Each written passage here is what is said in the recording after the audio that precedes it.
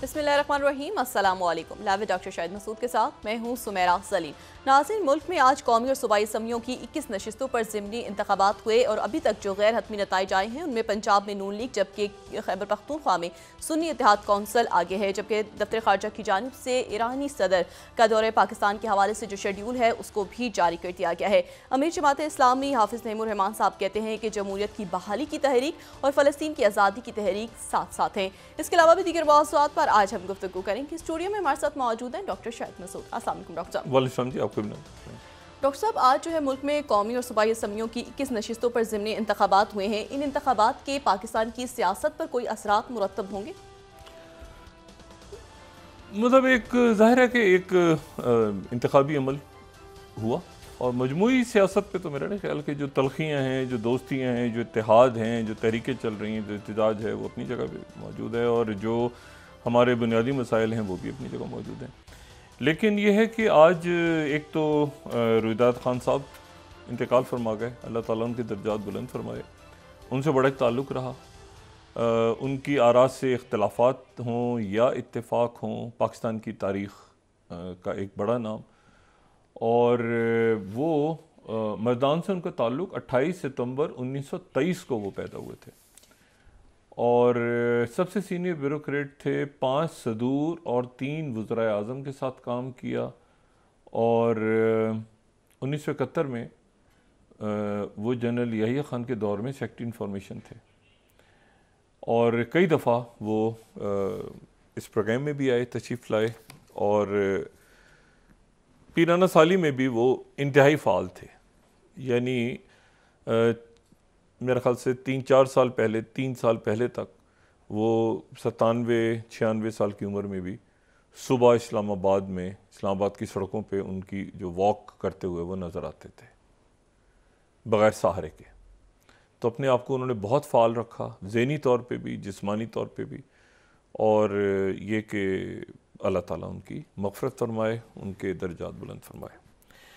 दूसरी बात जो है वो ये कि कल ईरान के सदर इब्राहिम रईसी पाकिस्तान का दौरा कर रहे हैं, इंतहाई अहम दौरा और रवायती दौरों से थोड़ा सा मुख्तलिफ, थोड़ा सा नहीं काफ़ी मुख्तलिफ रवायती दौरों से, क्योंकि इस दौरे के दौरान वो कराची जा रहे हैं और वहाँ पे मज़ार कायद पे वो हाज़िरी देंगे।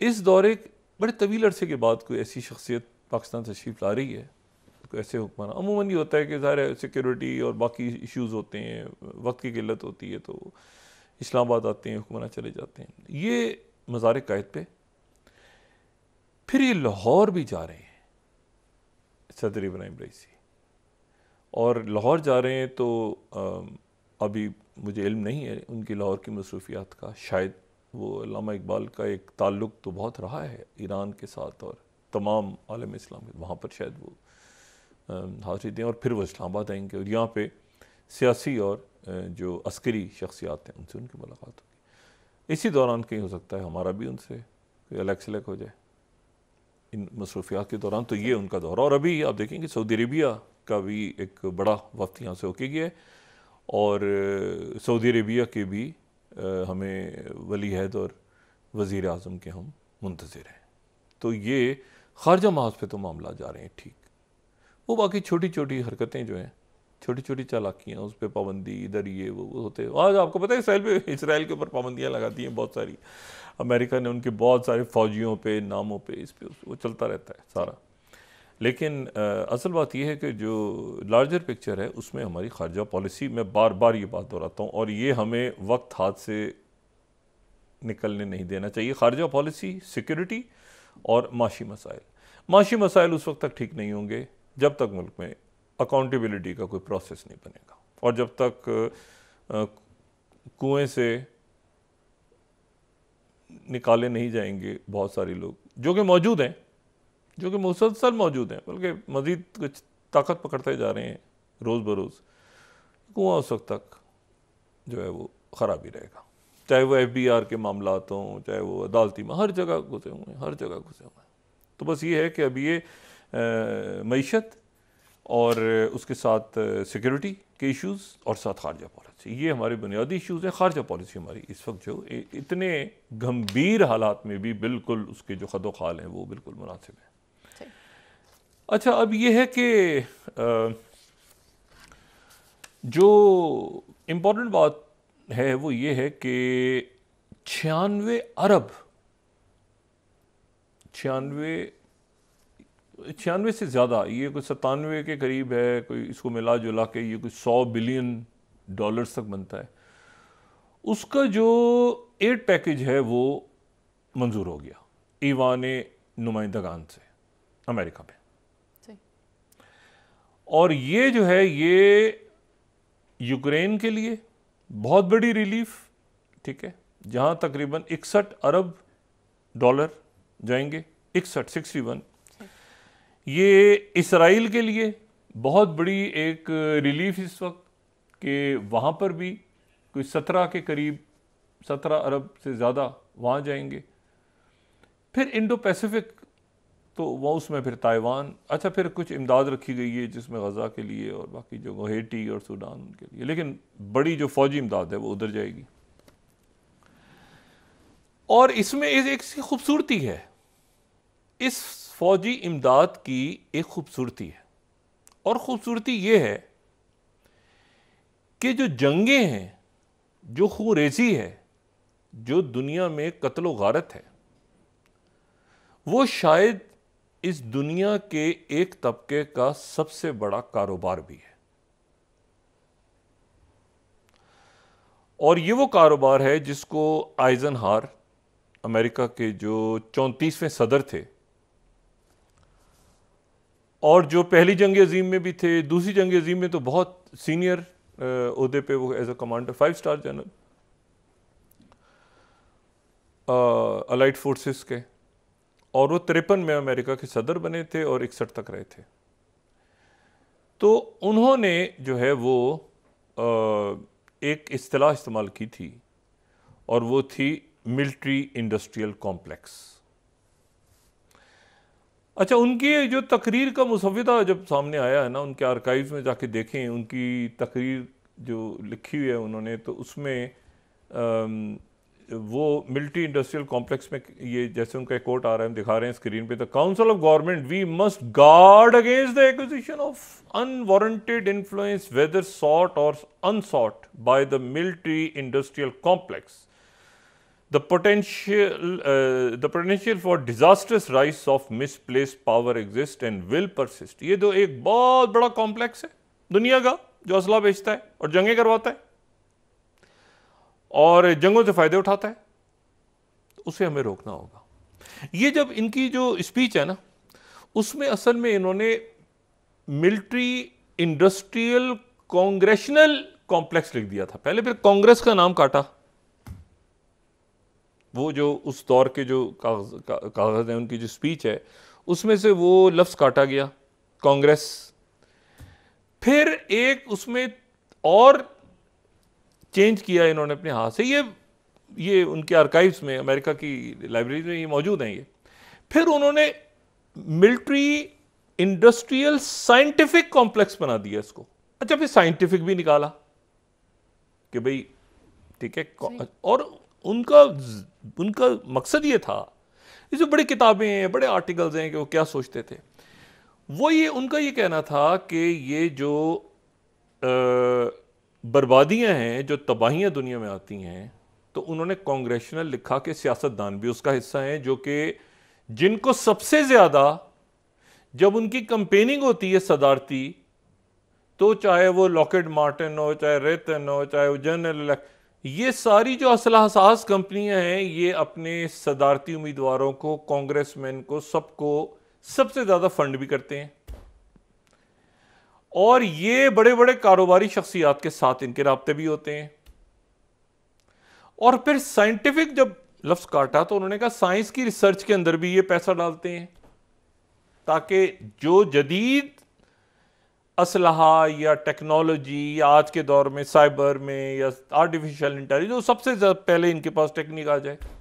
ये ड्रोन जो भी जगह जगह हमने कैमरे लगे हुए हैं और ड्रोन इस्तेमाल हो रहे हैं, और अब तो बहुत आम हो गए हैं। आप देखें सबसे पहले तो ये मिलिट्री ने इस्तेमाल करने शुरू किए थे ना ड्रोन्स, बाद में ये टेक्निक है कि पता चली कि उन्होंने कहा ये तो अब बहुत एडवांस हो गई है उनके ड्रोन्स। तो ये जो मिलिट्री, अब ये जो बिल पास हुआ है ये बड़ा इंटरेस्टिंग है, क्योंकि इस बिल में सारा असलहा अमेरिकन कंपनीज ही से लेंगे, इसराइल और यूक्रेन और ताइवान। अब जाहिर है ये यूक्रेन को रशिया से खरीदेगा असला, यूक्रेन को दे दिए पैसे, 61 अरब डॉलर आपकी खिदमत में ज़ेलेंस्की नाच रहे हैं। पैसा कहां आएगा वापस? अमेरिका की असला साज कंपनियों के पास। वो रशिया चाइना से तो नहीं लेगा ना ज़ेलेंस्की, अमरीकी इमदाद से।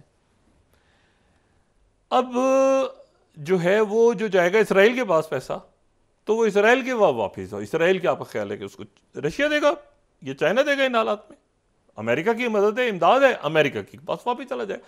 जो पाकिस्तान के पास भी आती थी ना एड, वो बहुत बड़ी तादाद में वापस वहां लैंड हो जाती थी, अमेरिका में लैंड हो जाती थी। ये पाकिस्तानी हमारे जो हमारी जो इस्टेब्लिशमेंट के लोग हैं, ये उनको वजाहतें करते रहते थे कि आपने इतने पैसे दिए, ये तो आपके पास ही चले गए हैं वापस। वो कहते थे नहीं आपको तो दिए थे, वो कहते हैं आपके पास ही तो गए हैं वापस, ये आप ही के पास तो चले गए हैं। वो कहते नहीं कुछ इसमें से यहां रुक गए। अच्छा, वो कहते थे इतने अरब डॉलर्स दिए हमने। खुद खैर जाहिर इधर गड़बड़ हुई होगी बीच में हिसाब किताब में, लेकिन उसमें बहुत बड़ी तादाद पैसे की ऐसी थी जो यहां से आके वाया बठिंडा दूसरे उसमें से उधर ही पहुंच जाती, लैंड हो जाती थी। तो ये एक हमेशा एक सवाल खड़ा रहा कि यार ये इतना पैसा है तो किधर गया? अभी इसराइल के पास पैसा आ गया तो इसराइल के पास रहेगा आपके ख्याल से? सारा उधर जाएगा, उधर से असला आएगा, ठीक है। अच्छा, फिर ये जो कारोबार है ना जंगों का, ये देखिए एक इलाके में, मैं ये पहले भी बात कर चुका हूं, दोबारा आज मैं इस बात को दोहराता हूं। एक इलाके में एक डॉक्टर हो, एक हकीम हो, और वो हकीम सबको मशवरे देता रहे कि जी आप ऐसा है कि अपनी ज़्याबतीस का ख्याल रखें, अपनी खुराक का ख्याल रखा करें, शुगर आपको नहीं होनी चाहिए, आपको ये आर्थराइटिस से बचने के लिए आपके कैल्शियम ऐसा होना चाहिए, दूध पिया करें, ये सारे मशवरे देते रहे हकीम और डॉक्टर सारे के सारे। लेकिन अगर सारा मोहल्ला ठीक हो जाएगा, सेहतमंद हो जाएगा, तो शाम को डॉक्टर मर जाएगा, उसके क्लिनिक पे कौन आएगा? तो जरूरी है कि कुछ लोग बीमार रहें ताकि डॉक्टर का तो घर चलता रहे ना। तो सारे सेहतमंद हो गए तो डॉक्टर गया। एक पुलिस वाला है, थानेदार, उसका यह फर्ज है कि सारे इलाके में जराइम खत्म हो जाएं, सारे कनटुट्टे पकड़े जाएं, सारे जेब कतरे सलाखों के पीछे हों, ठीक है। बाकी बाबुओं को तो हाथ नहीं लगा सकता, नीचे तो पकड़ सकता है ना सबको, लेकिन अगर सबको नीचे पकड़ लेगा वो, तो सबसे पहले उसको इनाम नहीं मिलेगा, उसका थाना बंद हो जाएगा कि जी यहां तो क्राइम ही नहीं है, ये थाना क्यों है? तो क्राइम अगर होता रहेगा तो उसकी नफरी बढ़ती रहेगी, ज़्यादा गाड़ियाँ आती रहेंगी, ज़्यादा फंडिंग होती रहेगी, ज़्यादा कोई फेरे शेरे लगते रहेंगे, कोई ज़्यादा पुलिस मुकाबले होते रहेंगे। ये हर शोबे में ऐसे ही है। कोई वाकयात होंगे तो हमारा चैनल चलेगा ना, वो खबरें आना बंद हो जाएं तो हमारा चैनल कैसे चलेगा? तो बात ये है, लड़ाइयाँ होंगी तो फौज होगी ना भाई। हर काम जो अल्लाह ताला अपना करम फजलो करम करे। आपको पता है, अब मुझे क्या मैं बात करूं, तदफीन होती है तो गोरकन के घर में उस दिन बच्चे खाना खाते हैं ना रात को, 2-3 दिन तदफीन ना हो कब्रिस्तान में तो वहां चूल्हा नहीं जलता। अल्लाह ने कुछ ऐसा निज़ाम बनाया है इस दुनिया का कि यहां एक जगह की बुराई दूसरे जगह की कोई खुशहाली लेकर आती है। अब ये जो सबसे बड़ा शैतानी चक्कर है ना, मिलिट्री इंडस्ट्रियल कॉम्प्लेक्स, ये बड़ा इसमें ऑयल के जो बड़े बड़े, अभी आप देखें ये जो हुआ है ऑयल की, तो हमें पता ही है कि ऑयल के लिए जंगें हुई हैं कितनी, लेकिन जो कोविड है, कोविड में दुनिया मर गई, बर्बाद हो गई, कारोबार खत्म हो गया, अरबपति भी हो गए लोग जिन्होंने वैक्सीन्स बना ली, जिन्होंने और अरबपति भी हो गए, अरब खरबपति। आप देखिए सर, कई ऑर्गेनाइजेशंस बन गई इस दौरान, बड़ी बड़ी। अच्छा, अब ये है सारा, तो ये मिलिट्री इंडस्ट्रियल कॉम्प्लेक्स का खेल है, ये ज़हन में रखें। यानी ये जो, और मैं यहां पर आपको सिर्फ ये बताऊं कि अभी कुछ अर्से पहले गार्डियन को देखो, 30 अक्टूबर जब जंग छिड़ी तो गार्डियन के अंदर एक बड़ी इंपॉर्टेंट वॉल स्ट्रीट की एक रिपोर्ट आई थी। वॉल स्ट्रीट क्या सोच रहा है? वॉल स्ट्रीट यानी जो कारोबारी हल्के हैं। ये first slide, Hamas has created additional demand, ठीक है। Wall street eyes big profits from war. Morgan Stanley and TD Bank hope for aerospace and weapons boom after 7% value increase from start of Israel-Hamas conflict. अच्छा जी, फिर उसके बाद आप जो हैं वो अगर 2023 की सिपरी की रिपोर्ट देखें, पिछले साल की 30वीं स्लाइड, तो दुनिया का जो मिलिट्री एक्सपेंडिचर है वो न्यू हाई रिकॉर्ड तक पहुंच चुका था ऑलरेडी।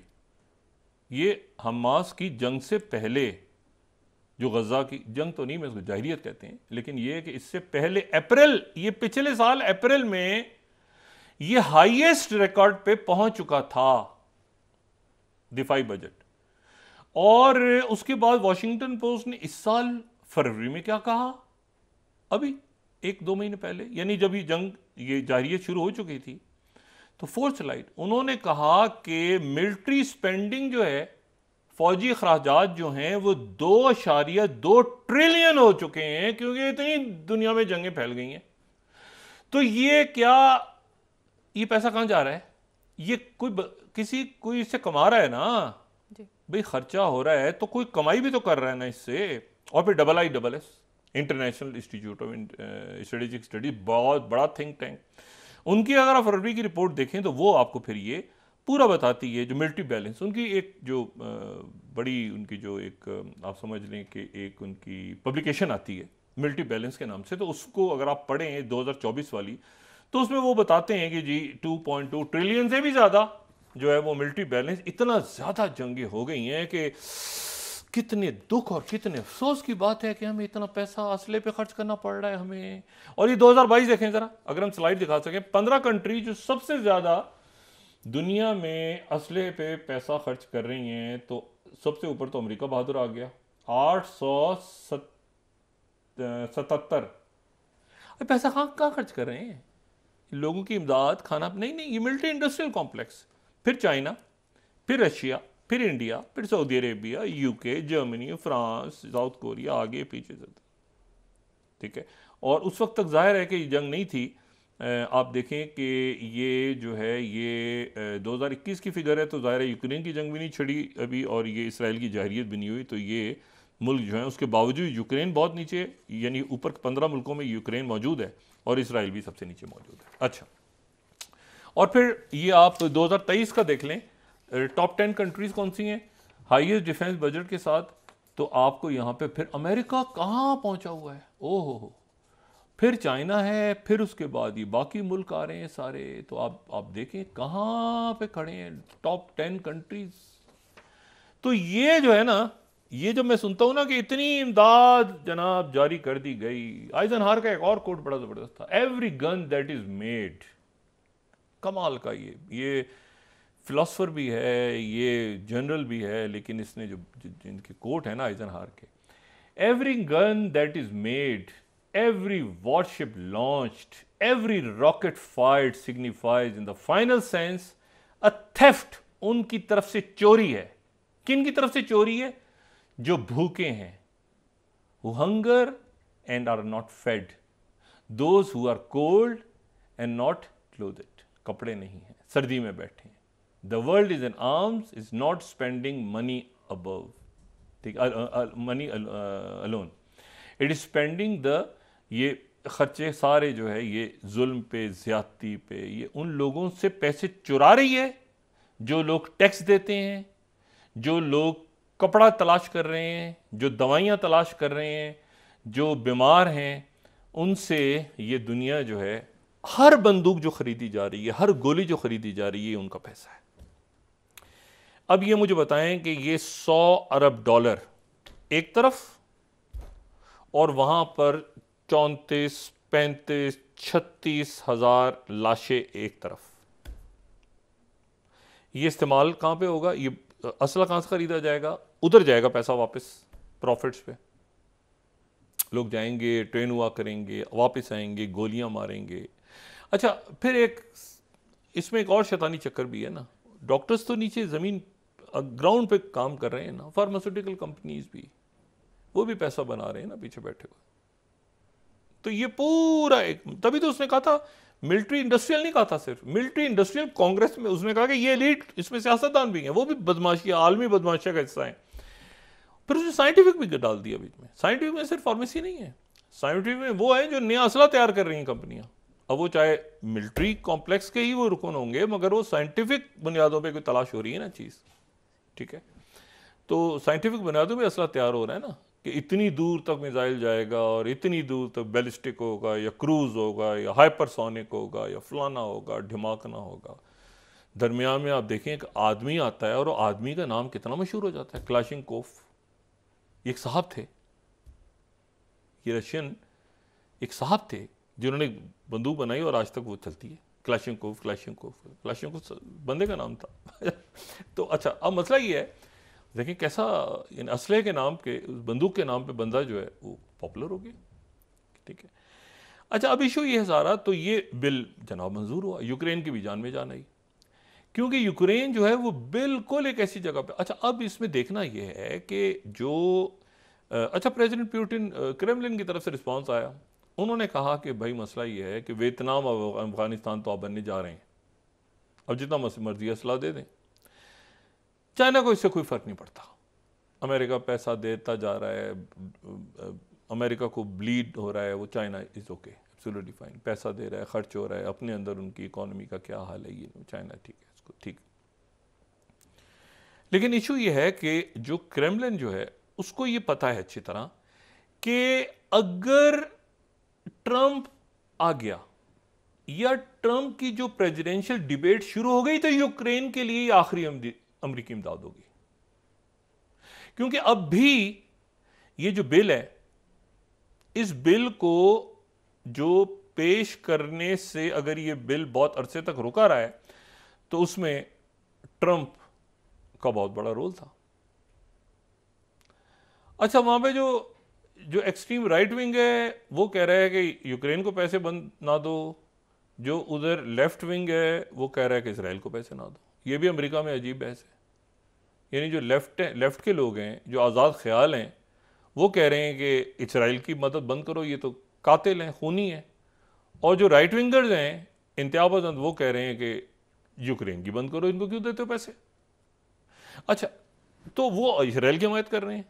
लेफ्ट विंगर जो है वो कह रहे हैं कि ये रूस के साथ ठीक है, इसराइल को क्यों दे रहे हो। तो एक अजीब तमाशा बना हुआ है। बहरहाल, तो उनको ये पता। अच्छा, ये जहन में रखें कि ये एक बड़ी जंग के कई मास हैं और इस बड़ी जंग में एक ट्रेड वॉर भी है। तो ये जो बिल मंजूर हुआ है, इसमें यह भी मुमकिन है कि इसमें वो रास्ता भी खोल दिया गया है कि टिकटॉक, जो कि किसी को बताने की जरूरत ही नहीं पाकिस्तान में और तो सब कुछ बताया जा सकता है, मगर टिकटॉक क्या चीज़ है ये मेरे ख्याल से बताएं तो लोग यहाँ पे खड़े हो जाएंगे एहतजाज के लिए कि हमें बता रहे हो टिकटॉक क्या होता है, हमें बता रहे हो टिकटॉक क्या होता है। तो टिकटॉक के ऊपर जो है अमेरिका में बड़ा कंसर्न है कि भाई ये जो टिकटॉक है, ये तो जो है वो जो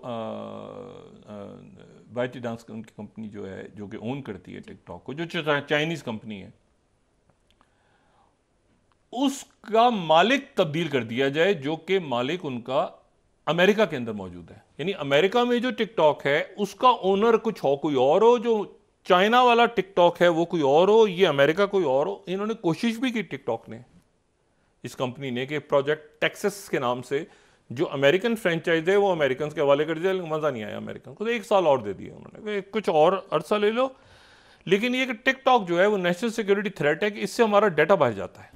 अमेरिकन का ये कहना है कि इससे हमारा डाटा बाहर जाता है, और जो लोकेशन है टिकटॉक कहाँ से टिकटॉक। अच्छा, अब टिकटॉक को ट्रंप ने कह दिया था कि सारे फ़ोनों से हटा दिया जाए, लेकिन यह है कि फिर उसके बाद बाइडेन ने भी कह दिया 2023 में कि भाई ये जितने गवर्नमेंट ऑफिशियल्स हैं वो टिकटॉक खेलना बंद करें। क्या ये मुमकिन है कि हमारे यहाँ ख़ासतौर पर पंजाब पुलिस से गुजारिश की जाए कि टिकटॉक से हट के या और दीगर शख्सियात, मतलब एक्स बंद किया हुआ है, एक्स पे क्या होता था, वो टिकटॉक बंद कर दें हमारे यहाँ, तो बड़ा मतलब हम तो गुजारिश ही कर सकते हैं ना। एक्स पे पता नहीं क्यों पाबंदी लगाई हुई है, टिकटॉक खोला हुआ है, जब टिकटॉक खोलो एक अजीब अजीब चेहरे आना शुरू हो जाते हैं। बहरहाल कुछ तो बहुत अच्छे भी हैं, सारे लोग इस वो ना हो जाएं, लेकिन बात तो समझ ही नहीं आता कि ये अपना उनको काम धंधे पे लगाएं, अपना काम धंधा करें और टिकटॉक को छोड़ें वो, और एक्स को खोलें जिससे पब्लिक जिसके ऊपर काम धंधा करती है अपना। बहरहाल नकार खाने में तूती की आवाज़, तोते बहुत बैठे हैं ना यहाँ पे। अच्छा, अब मसला ये है कि ये तो वो कहते हैं कि नेशनल सिक्योरिटी थ्रेट है, तो यहां से डेटा बाहर जाता है और यहां से लोकेशन बाहर जाती है, तो इसके ऊपर पाबंदी लगाओ। इस बिल के अंदर वो रूल वो भी एक कदम उस तरफ भी उठा दिया, और खास तौर पे उस वक्त उठाया जब 24 तारीख को सेक्रेटरी ब्लिंकन चाइना जा रहे हैं, और सेक्रेटरी ब्लिंकन चाइना जा रहे हैं, बड़ी इंपॉर्टेंट बात है, ये उनका दूसरा दौरा है चाइना का बतौर सेक्रेटरी खारजा, और शायद हो सकता है आखिरी भी हो, इलेक्शन से पहले हो सकता है एक दफा और चले जाएं, लेकिन इतना करीब आ गए इलेक्शन कि शायद ये आखिरी दौरा ही हो बतौर सेक्रेटरी उनके। अगर रीइलेक्ट हो जाते हैं बाइडेन तो फिर एक आगे भी दौरे हो सकते हैं, और अगर वो सेक्रेटरी रहते हैं। लेकिन ये जो उनका दौरा है, ये दौरा इस लिहाज से इंपॉर्टेंट है, मैंने इस दौरे को आज यूएस डिपार्टमेंट स्टेट का 13 स्लाइड दिखाएं। इस दौरे के अंदर वो डिस्कस क्या करना है, उन्होंने एजेंडा क्या रखा है, उन्होंने रखा है इसमें साउथ चाइना सी, यूक्रेन वॉर और मिडिल ईस्ट भी, मशरिक वस्ता भी डिस्कस होगा। अब ये देखें, 3-4 इश्यूज खड़े हो गए हैं पूरी दुनिया में दो बड़ी ताकतों के दरमियान। मिडिल ईस्ट नहीं था, अब मिडिल ईस्ट है, यूक्रेन है, ये जो ताइवान स्टेट का इशू है। ताइवान लफ्ज नहीं है इसमें, ये नोट करें, इस प्रेस रिलीज में लफ्ज ताइवान नहीं है। चाइना जाना है ना, चाइना के उतरना नहीं है ताइवान का नाम डाल के इसमें, तो ताइवान नहीं है। क्रॉस स्टेट यानी जो दरमियान में एक जगह है ना, ये ऐसे करके जो जगह है, ठीक है, जिसको हम अपने वापस जाके ताइवान कहेंगे। अच्छा, एंड द साउथ चाइना सी, और इसमें ऑनगोइंग वर्क भी जाहिर करेंगे। ऐसा कोई लफ्ज़ नहीं इस्तेमाल होना चाहिए जो कि वहाँ जाने से पहले वो नाराज़ हो जाएं। अच्छा, तो अब ये है सारा, तो ये वो जहाँ पे एग्री करते हैं, आर्टिफिशियल इंटेलिजेंस, बाकी people to people ties, mill to mill, ये बहुत अच्छा। और ये वो जो पहले बात हुई थी, यानी जो पहले बात हुई थी कि ये सारे टाइज दोबारा स्टार्ट होंगे, ये उस सिलसिले का एक दौरा है जो कि बहुत अच्छा है। बहुत अच्छा है कि दोनों मुल्कों के दरमियान कम्युनिकेशन बहाल है, तलखी उस लेवल पे नहीं है। अब यूक्रेन पे क्या बात होगी, अमेरिका चाहता है यूक्रेन में चाइना आके रोल प्ले करे। मशरिक वुस्ता पे क्या बात होगी, मशरिक वुस्ता में तो 35-36 हज़ार लाशें पड़े हैं, और एक जगह पर वो गए हैं तो खान यूनस के अंदर एक इज्तिमाई कब्र, पता नहीं उसमें कितने 100 लोग एक साथ तदफीन उनकी हुई थी। और हमास के जो रहनुमा हैं, यानी कल जो मुलाकात हुई है उसमें इस्माइल हानिया भी थे, खालिद मिशाल भी थे, जो तुर्की के सदर रजब तैयब उर्दगन से उनकी बात हुई है, तो सारी शख्सियात मौजूद थीं, और उसके बाद उन्होंने ज़्यादा बात नहीं की, क्योंकि कल जो है, कल से 2 रोज़ा दौरा शुरू हो रहा है रजब तैयब उर्दगन का 12 साल के बाद इराक का।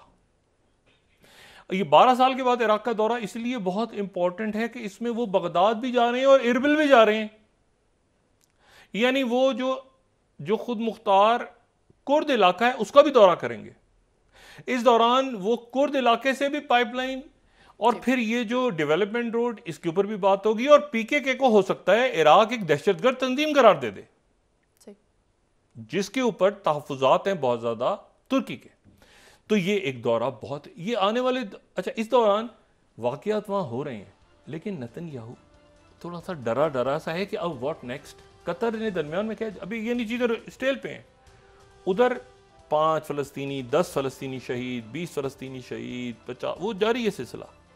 लेकिन व्हाट नेक्स्ट, ये अब कहाँ जाके, ठीक है, इसराइल ने भी अपना शौक पूरा कर लिया, 2-4 पटाखे चला के, इधर से इन्होंने 300 मार दिए मिसाइल उठा के, वो अच्छा, वो अब व्हाट नेक्स्ट। और एक पूरे सूरत हाल में अब आप देखें, ईरान के सदर का पाकिस्तान आना, रजब तैयब उर्दगन का जाना जो है वो इराक, हमास की लीडरशिप का जाना तुर्की, इजिप्ट के वज़ीर ख़ारजा का आना यहाँ पे जो तुर्की में है, और तुर्की मिस्र के जो सदर हैं वो भी आने वाले दिनों में शायद तुर्की का दौरा करें, और मुल्क आपस में सारे इंटरकनेक्टेड हैं और ये सारे देख रहे हैं कि हम यहाँ से OIC, यहाँ से करारदादें, यहाँ से सीज फायर, यहाँ से मुआहदे, यहाँ से सब कुछ करा के बैठते हैं और आखिर में वो इसराइल की जी उनके पास पैसे खत्म हो। अच्छा, आपको पता है बहुत सारा पैसा कहाँ जा रहा है? आयरन डोम जो है ही प्रोजेक्ट अमेरिका का।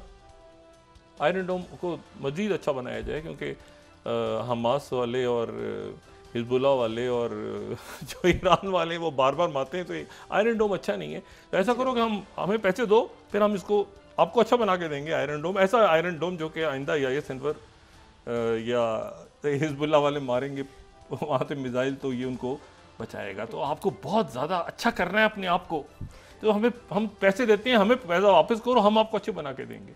जी डॉक्टर साहब, ब्रेक के बाद डिस्कस करते हैं। Military industrial complex. जी नाज़रीन, वापस आते हैं एक छोटे से ब्रेक के बाद।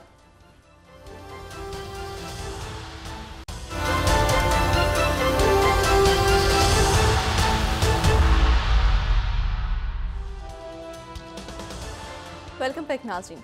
डॉक्टर साहब, अब ये जो मौजूदा हुकूमत है, इस पर मुस्लिम लीग नून के मौजूदा अरेंजमेंट, जी आप हुकूमत कहते हैं, बिल्कुल ठीक है। उनके अभी तक तहफ़्फ़ुज़ात है, क्या कहेंगे?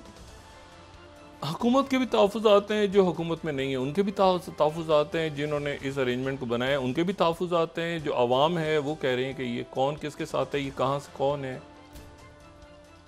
जो भी हो, नवाज शरीफ साहब ने जुमला बड़ा अच्छा, मतलब कोई खलाई मखलूक टाइप अरेंजमेंट है, इसका कुछ नहीं पता ये कौन कहाँ से है, क्यों है, कैसे आया, कब आया, क्या आ गया। और उसकी वजह से देखें, हमारी तो नज़र इस वक्त है औरंगज़ेब साहब पे कि औरंगज़ेब साहब जो हैं वो वहाँ से IMF के साथ एक और बहुत संजीदा मामला है। ये जो मईशत का इशू है ये बड़ा एक संजीदा मामला है। एक हमारी उन पे नज़र है, एक हमारी नज़र है खारजा पॉलिसी पे, और ये इंतहाई दुश्वार काम था कि हम एक ही वक्त में जो मुख्तलिफ जो बज़ाहिर ये कहा जा रहा था कि पाकिस्तान उधर चला गया, उसके खिलाफ, और ये कोशिश हुई है, ये मैं अंडर ओथ ये बात कहने को तैयार हूं कि ऐसे लोग मौजूद हैं बाहर भी और अंदर भी माशाल्लाह, जिनकी पूरी कोशिश है कि पाकिस्तान जो है उसकी और उसके जो बरादर ममालिक हैं उनके दरमियान तलखियां पैदा हों। पाकिस्तान के स्ट्रेटेजिक ताल्लुकात जिन मुल्कों से मुकम्मल तौर पर इस दौरान, उनमें Saudi Arabia, Turkey, Qatar, Iran, दीदाउद्दिल फरशेरा वो आ रहे हैं, फिर उसके बाद सऊदी अरेबिया से उनकी क़यादत तशरीफ लाएगी, चाइना, ठीक है। हमारा दिमाग, असल में हमारा दिमाग चाइना की तरफ है, दिल हमारा उधर ही टिका हुआ है, मतलब दिल हमारा जाता नहीं है वाशिंगटन। तो ठीक है, ओके, ये भी ठीक है, हम कह सकते हैं ना कि भाई हमारा दिमाग तो उधर है, अकल लॉजिक से हम बात करेंगे तो चाइना आता है, दिल हमारा टक टक टक टक टक टक वो उधर जो है ना उधर ही धड़कता रहता है। तो ये इससे ओके फाइन, हम कह सकते हैं उनसे कि भाई देखें AI का दौर है, तो हो सकता है ये भी कोई रोबोटिक अभी तजर्बा हो रहा है लेकिन अल्टीमेटली हमने किसी ना किसी तरफ जाना है, और ये भी हो सकता है कि हम किसी तरफ ना जाएं बल्कि हम दरमियान में रहें, क्योंकि दुनिया की अक्सरियत ऐसी है जो दरमियान में है, जो जिनके अमेरिका के साथ भी हैं और चाइना के साथ भी हैं, अमेरिका के साथ, सॉरी, यूरोप के साथ भी हैं और रशिया के साथ भी हैं, इंडिया, अरब ममालिक, बहुत से यूरोपीय ममालिक, ये ग्लोबल साउथ, अफ्रीका, सारा। तो बात यह है कि ये अब आप देखें सेक्रेटरी ब्लिंकन के क्या कोई ख़त्म हो गए चाइना और अमेरिका के ताल्लुकात? नहीं, कोल्ड वॉर चल रही है। कोल्ड वॉर 2.0 ये 1.0 तो कई साल चली थी ना, ये तो चली थी कोई 1949 से लेके और 1991 में बर्लिन दीवार गिरने तक। ये इतनी लंबी चलने वाली नहीं है कोल्ड वॉर 2.0।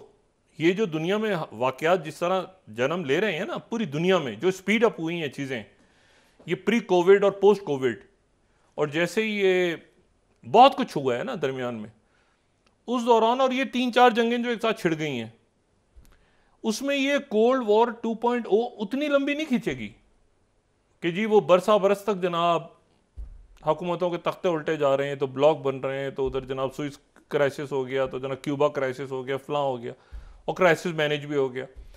यहां जो फ्रंट खुल रहा है वो अपने अंडे बच्चे दे रहा है, और ये ज़हन में रखें, ये ज़हन में रखें कि प्रॉक्सीज हैं। सूडान में क्या हो रहा है? प्रॉक्सीज हैं, ठीक है ना, एक तरफ वेस्टर्न असला इस्तेमाल हो रहा है, एक तरफ रशिया का।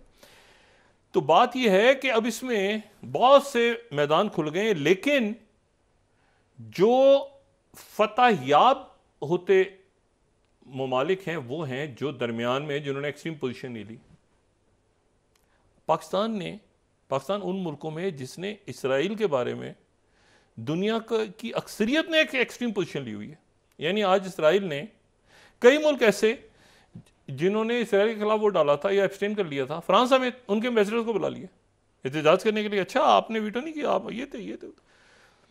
इसराइल को मसला अपने फ्रंट से ज़्यादा इन मुल्कों को अंदर से मसला है, क्योंकि इनके मुल्कों में जो सड़क है, कई मुल्क ऐसे जो इसराइल की हिमायत कर रहे हैं, उनके अंदर जो लोग हैं, अवाम है, वो अपने अवाम के खिलाफ नहीं जा सकते। पहले तो एक वाक़े को बुनियाद बना के बाकायदा तरतीब दिया गया था ना, अरब स्प्रिंग को। अरब ममालिक जो हैं बहुत सारे, उसे यही प्रोजेक्ट कहते हैं। पब्लिक में ना भी गए, वो समझते हैं कि जमहूरियत लाने की कोशिश थी। एक वाक़या बड़ा जेन्युइन हुआ था ट्यूनीसिया में। तो मसला ये है कि यहाँ पर कोई जेन्युइन या कोई इशारा करके कोई दोबारा अफ्तरी ना फैलाई जाए। तो अरब ममालिक फ़लस्तीन के ऊपर बहुत यकसू हैं, अरब और गैर अरब भी और यूरोप भी। मैं तो बार बार कहता हूँ कि ये यूरोप तो सबसे ज़्यादा, यूरोप अमेरिका में सबसे ज़्यादा लॉबी है इसके लिए। अच्छा, अब इशू ये है कि इसमें ये 2.0 तो चलेगी, अभी कितने अरसे चलेगी मुझे नहीं पता। कोल्ड वॉर 1, वो कोल्ड वॉर जैसे मैं कहता हूँ ना, पहली जंग अज़ीम बड़ी बोरिंग थी। मतलब लोग इसको बड़ा गलत, कई दफ़ा तनकीद का निशाना बताते हैं। पहली जंग अज़ीम हुई थी ना, बड़ी बोरिंग थी। बोरिंग थी, जहाज़ नहीं थे, टैंक नहीं थे, मतलब लोग पड़े पड़े मर गए सर्दी में, ऐसे बंदूकें लेके लंबी लंबी। तस्वीरें देंगे पहली जंग अज़ीम की तस्वीरें, टू बोरिंग। दूसरी जंग अज़ीम में थ्रिल था, हिटलर, ठीक है ना, जासूस कोडिंग हो रही है, जहाज आगे जनाब, ये टैंक जा रहे हैं, ये उधर उधर, मतलब कोई एक्शन पैक्ट है। सेकंड वर्ल्ड वॉर, न्यूक्लियर गिरा दी, अल्लाह माफ़ करे, बात नहीं करनी चाहिए, मगर मैं आपको सिर्फ ये कह रहा हूँ कि वो second world war action packed थी।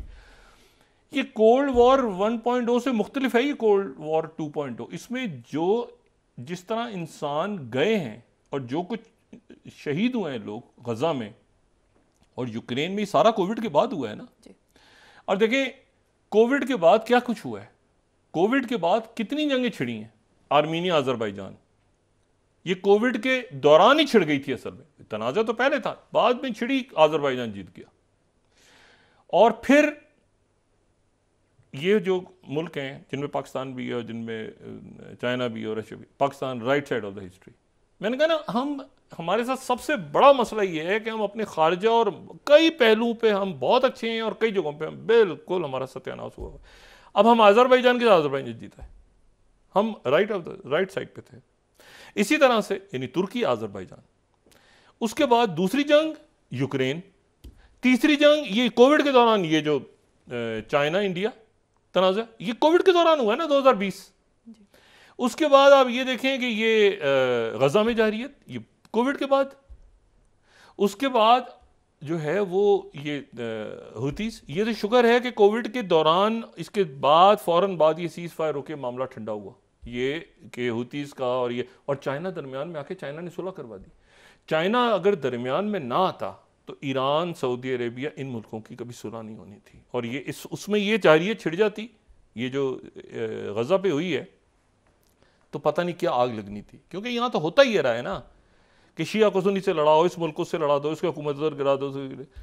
ये सारे मुल्क जैसे तैसे, किसी ने ज़्यादा वोकल बात की, किसी ने कम की, किसी ने करारदाद पेश की, अस्पताल खोले, किसी ने मदद पहुँचाई, सारे के सारे, जॉर्डन से लेके इजिप्ट से लेके तुर्की, और गैर मुस्लिमों को ज़्यादा हम दाद दें कि वो इंसानी की ज़्यादा खड़े हो गए और टोटल आइसोलेशन में चले।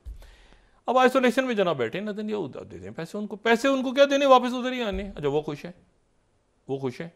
अब जो आयरन डोम बनेगा ना, वो ऐसा होगा जो 2027-28 तक या 30 तक आएगा हमारे पास, पैसा हमारे पास आ गया है, अमेरिका को हम देंगे, वो आयरन डोम बनाएगा, ऐसा बनाएगा कि जिसके नतीजे में जो है अब हमास वाले या हिजबुल्लाह वाले हमला करेंगे तो वो तल अवीव पे नहीं गिरेंगे रॉकेट, या अब ईरान हमला। ये जो है ना, ये अजीब व गरीब किस्म का मामला है।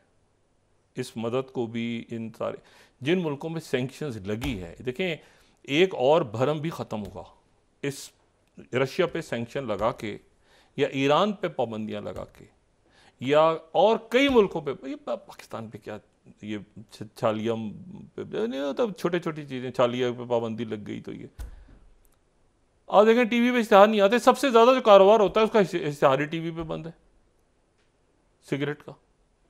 लोग पीते रहते हैं और डब्बी पे देखते रहते हैं, ये मुज़र सेहत है, इसको पीने से आपकी सेहत ख़राब हो जाएगी। कहते हैं अच्छा 2 सुट्टे और लगाओ टीवी। अब देखिए ना, बात यह है कि ये बिल्कुल जो पाबंदियां हैं ये सिगरेटों की तरह हैं कि हर जगह बिक रहा है सिगरेट, लेकिन उसको टीवी पे इश्तिहार नहीं चलेगा। तो वो सिगरेट वाले भी खुश होते हैं कि क्या यार, हम टीवी पे इश्तिहार चला कर अपना पैसा ज़ाया करें, वैसे ही बिक रहा है, जहाँ जाएं वो बिकता है, ठीक है। अच्छा, तो अभी और हर डब्बे पे लिखा होता है इसको पीना, इसे पीने से आपकी सेहत ख़राब हो जाएगी, ख्याल रखिएगा, वो देते हैं आपको। और ये कानूनी तौर पर लिखना ज़रूरी है, बाकी खैर है। तो इसी तरह से असला जो है वो उन्होंने दे दिया। अच्छा, अब असले को दे के उधर वापस जाएगा, मिलिट्री इंडस्ट्रियल कॉम्प्लेक्स बढ़ेगा। ये डायलॉग का क्या बनेगा? ये जो जंगे ये रिस्ट्रेन हुआ है, ये साथ साथ मैसेज भेज रहे हैं बार बार, इस आप ज़्यादा आप ठहर जाएं ज़रा, जॉर्डेनियंस आप ठहरें, कतर आप ना निकलिएगा दरमियान में से, इजिप्ट वालों रुको, अभी ये रफा के ऊपर नहीं कर रहे ऑपरेशन, हमने रोका है, मना किया उसको, ठीक है। लेबनान अभी ठहर जाएं ज़रा, अभी ठहरें, मतलब हम हैं अभी इसको स्टार्ट करेंगे दोबारा। मसला ये है कि वो जो हो रहा है ये इधर मुल्क आपस में इकट्ठे हो गए, तुर्की मिस्र के मामला बेहतर हो गए, सऊदी अरेबिया ईरान के बेहतर हो गए, कतर की वापसी हो गई, शाम सीरिया अरब लीग में वापसी हो गई, इराक में उर्दुगन जा रहे हैं, इब्राहिम रईसी पाकिस्तान आ रहे हैं, उसे सऊदी वलीयत पाकिस्तान आएंगे, वो पाकिस्तान की छालिया पे पाबंदी लो। भाई रशिया की आपने पूरी उठा के एड बंद कर दी, उसके नतीजे में क्या हुआ? वो ऑयल क्या बंद हो गया दुनिया में जाना, उनका ऑयल और बिक रहा है। और ये सैंक्शंस की दुनिया नहीं है। अगर सैंक्शन से काम चल रहा होता तो ईरान या हिजबुल्लाह या नॉर्थ कोरिया, अच्छा पुतिन नॉर्थ कोरिया, ये नया पुरस्कार एक बन गया जिसके ऊपर नया एक मामला है ना कि भाई ये जो है ये पुतिन और नॉर्थ कोरिया का क्या है। तो चाइना खामोश है दरमियान, उन्होंने डायरेक्ट करवा दिया, दोनों को डायरेक्ट डायरेक्ट करा दिया। अच्छा पुतिन को भी, अब अमेरिका क्या कह रहे हैं जाके, ये देखें पुतिन की नॉर्थ कोरिया से सुलह हो गई है। अच्छा पुतिन की नॉर्थ कोरिया से हो गई है, चाइना, अच्छा इसको भी देखें हम इसको भी हम देखें कि पुतिन नॉर्थ कोरिया से मिल गया, अच्छा एक नया मसला हमारे लिए, चलो देखते हैं। ये है बस। जी बहुत शुक्रिया डॉक्टर साहब। नाज़रीन, इसके साथ ही आज का प्रोग्राम अपने इख्तिताम को पहुंचा। मुझे सुमेरा सलीम को इजाज़त दीजिए, अल्लाह निगहबान। जी डॉक्टर, अपने दोस्तों रिश्तेदारों को नवा के लूँगा, सब ख्याल रखिएगा, अल्लाह हाफ़िज़।